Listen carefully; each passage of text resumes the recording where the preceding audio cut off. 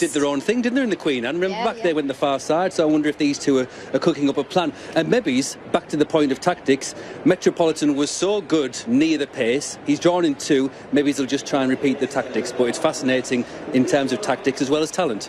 Yep, as they slot in and complete the line, let's go for the call.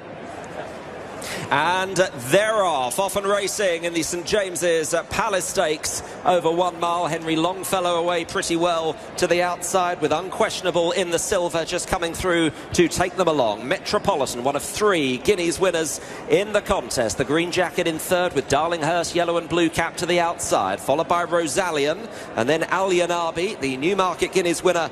Notable Speech held up at the back of the field with Al Makam as the field have completed 2.5 furlongs and they're separated by around about 6 or 7 lengths here.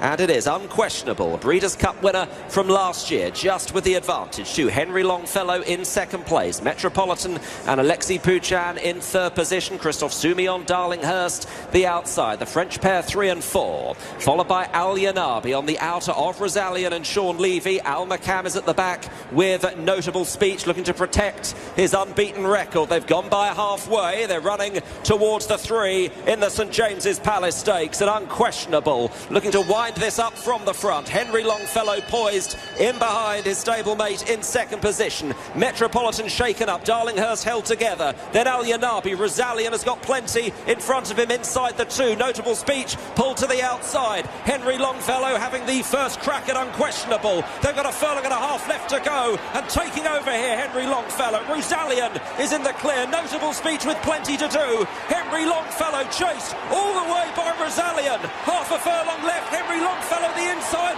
Rosallion the outside. Rosallion takes the St James's Palace under Sean Levy. Henry Longfellow in second. Metropolitan a big run in third ahead of Alyanabi and Al Makam. Rosallion gets the job done and wins the big 3-year-old showdown over the mile here. The St James's Palace Stakes for Richard Hannon, who's had so much faith in this horse, and Sean Levy, the man with all the pressure today, Fred. Usually you say, you know, oh, great ride. Now, this was a great ride. Everything happened for him. He was a bit keen early doors, which he always is. He was in the Irish Guineas. He took his time. He didn't want to have that position that the French horse had in front of him, because otherwise he would have gone too keen. So Sean took a bit of bite time out the back there, rode the race, and look at the way it just unfolded for him, Jim. The gaps open to perfection. Yeah, but you were chuntering halfway around the bend, weren't you? but yes, it did, and fair play to the horse. He'd still work to do, but he reeled in Henry Longfellow, who's run a fine race. Didn't look to be too many excuses for Notable Speech on the day. He was pulled out, but he didn't fire. Clearly that's not his form, but you can't say the run of the race maybe was that far against him, because he was just behind the winner on the turn in.